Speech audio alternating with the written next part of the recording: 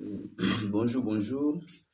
Nous voulons ce jour parler un peu du développement personnel. Nous allons partager sur ce sujet, qui est un sujet vraiment très vaste. Permettez-moi d'emblée de pouvoir prendre avec moi mes notes sur lesquelles nous allons un peu partager. Nous sommes là dans notre mind map. Alors, le développement personnel, c'est une discipline qui regorge en son sein beaucoup de sous-disciplines. Des disciplines scientifiques, je voudrais dire par là. Et là-dedans, lorsque on voit développement personnel, nous voyons que le but d'abord principal, c'est de pouvoir assurer sa croissance personnelle. Et dans ce sens-là, il y a des petites choses qu'il faudra faire pour y arriver. Le but, ça c'est le but final, mais il y a des sous-objectifs, sous-étapes, afin de pouvoir arriver à cette transformation de soi. Alors, je disais que le thème du développement personnel, c'est un thème en vogue actuellement, c'est un thème qui couvre une grande partie de la population. Je parle de ceux-là qui sont déjà au courant de la discipline. Et ça vise un peu le développement de l'individu. Alors, je disais qu'il y a beaucoup de sous-disciplines qui sont dans ce grand thème qu'on appelle développement personnel. Je voudrais parler par exemple de la gestion du temps, devenir la meilleure version de soi-même, ce qui est presque la définition du développement personnel. Et on parle aussi de la confiance en soi, on parle aussi de s'entourer des meilleurs, l'importance du sport dans sa vie ou prendre soin de sa santé. Il y a aussi, on parle beaucoup aussi de la lecture des livres, surtout du développement personnel. Nous avons aussi ce qu'on appelle le tableau de visualisation, le journal personnel, bien d'autres parlent du journal intime. Sortir de sa zone de confort, c'est aussi un thème qui est beaucoup développé dans ce qu'on appelle le développement personnel, c'est-à-dire sortir de sa zone de confort. Nous pouvons aussi parler de l'indépendance financière. Il y a aussi ce qu'on appelle l'effet de levier. Une autre discipline, c'est se fixer des objectifs.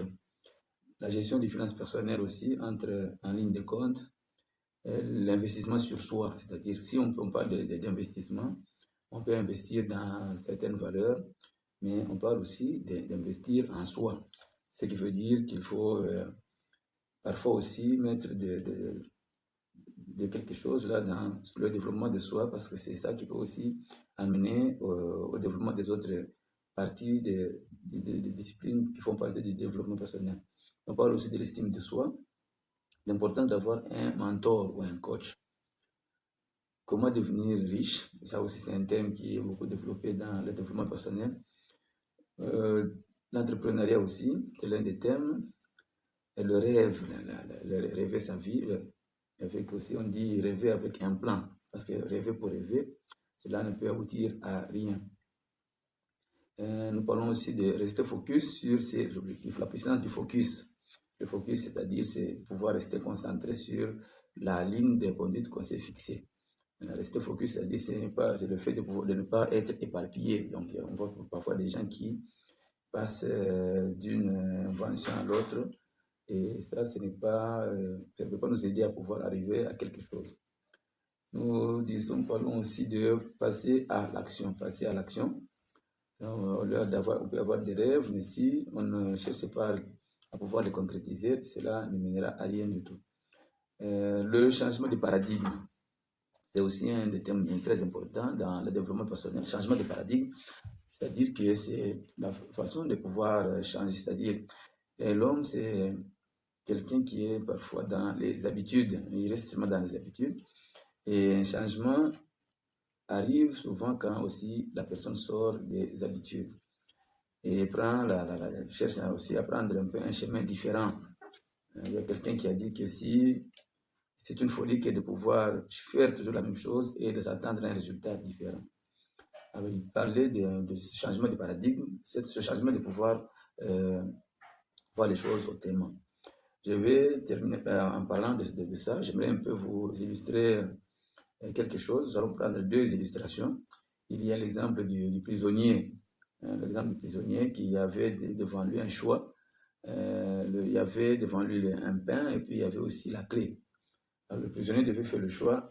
Et lorsque le prisonnier était vraiment accablé par la famine, par la faim, sa préoccupation majeure, première, était celle de pouvoir chercher d'abord à prendre le pain avec lui, tirer à soi le pain. Je vais vous donner une illustration qui montre cela. Alors qu'il y avait l'autre possibilité de pouvoir chercher d'abord à prendre la clé, parce qu'avec la clé, il pourrait sortir de la prison et devenir libre. Mais dans sa conception des choses, le prisonnier s'est attardé sur le pain. Jusqu'à ce que les vigiles arrivent et récupèrent la clé, alors il est resté dans sa situation. Donc, mais si quelqu'un peut voir les choses autrement, c'est ce qu'on appelle le changement de paradigme. Je crois que le deuxième exemple, c'est celui qu'on a toujours donné, l'exemple du chien, plutôt du singe. Vous savez très bien que le singe aime beaucoup les bananes, il connaît les bananes, et le singe peut reconnaître les bananes d'instinct. Mais lorsque on a placé une botte d'argent, une brique d'argent à côté, et puis on appelle ça un régime de bananes mûres, je crois que le singe, pour le singe, le choix est clair, il est sauté sur les bananes. Alors que l'argent était là, avec l'argent, il pouvait acheter beaucoup de bananes, même des bananes de toute sa vie. Mais comme le singe ne voit pas l'importance de l'argent, il saute d'abord sur ce qu'il connaît déjà. Et ça, c'est une image un peu pour illustrer un peu ce problème-là de changement de paradigme. Lorsque, par exemple, nous avons grandi avec notre façon de voir les choses, cette façon de voir les choses qui a été guidée par notre formation formelle et informelle, ça fait que c'est cela que nous sommes ce que nous sommes, qui conditionne aussi notre façon de voir le monde. Donc, notre façon de voir le monde. Mais si on nous fait voir un peu quelque chose de différent, nous pouvons maintenant changer cette façon de voir le monde et nous pouvons aussi aboutir à des résultats différents. Nous allons entrer en détail un peu dans ces deux exemples-là pour expliquer aussi comment cela peut nous aider dans notre vie de tous les jours. Voilà un peu un aperçu un peu sur le champ du développement personnel, le champ qui couvre le développement personnel. C'est une discipline très grande. Je voudrais aussi parler de la spiritualité. C'est aussi l'un des sujets, des grands sujets du développement personnel, c'est-à-dire que lorsqu'on cherche ce développement-là, on doit chercher ce qu'on appelle le développement intégral, c'est-à-dire le développement de tout l'homme. Et une des parties importantes du développement, c'est voir aussi le côté spirituel. Le côté spirituel, c'est le côté religieux ou de la relation entre l'homme et son créateur, l'homme et l'être suprême qui est Dieu. Alors là aussi, c'est sur le plan spirituel. Oui, je crois si on a omis quelque chose, on pouvait aussi ajouter l'importance de la santé. La santé aussi, c'est un atout très important dans notre vie. D'ailleurs, même c'est le premier capital si nous perdons notre santé, et même le souci de pouvoir se développer dans les autres domaines, en tout cas, ce souci-là peut s'estomper. Il peut s'estomper dans la mesure où, je crois même que c'est un passage de la Bible qui dit l'homme donnerait tout ce qu'il possède pour pouvoir avoir la santé. On a vu des gens, on a des histoires dans la Bible qui parlent d'une personne qui était souffrante, qui était malade, elle est passée entre les mains de plusieurs médecins, elle a dépensé tout ce qu'elle avait pour pouvoir récupérer sa santé. Donc, vous voyez un peu que la santé, c'est ce qui est primordial. Et à la négliger sur cet aspect des choses, c'est vraiment être du mauvais côté de la balance. Voilà un peu, pour ne pas faire de cette vidéo une vidéo très longue, nous allons nous arrêter un peu par là. Nous aurons aussi à pouvoir entrer en détail, creuser chaque aspect que nous venons de voir ici, dans cet aperçu général, cet aperçu global, pour que vous ayez un peu une idée sur ce que c'est que le thème du développement personnel. Merci beaucoup. Nous vous prions aussi de pouvoir voir les autres vidéos de la chaîne pour pouvoir avancer plus vite dans votre développement personnel. Merci beaucoup et à la prochaine. N'oubliez pas de pouvoir liker les vidéos, cliquer sur la cloche de notification pour ne rater aucune de nos prochaines vidéos. N'oubliez pas aussi de s'abonner parce que c'est de cette façon-là que nous allons tous soutenir notre chaîne.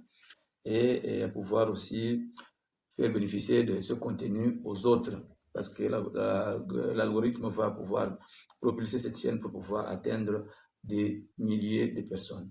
Merci beaucoup d'avoir pris le temps de pouvoir nous suivre jusqu'à présent. Et nous vous prions, nous vous souhaitons un bon développement personnel. À la prochaine de nos vidéos. Ciao, ciao.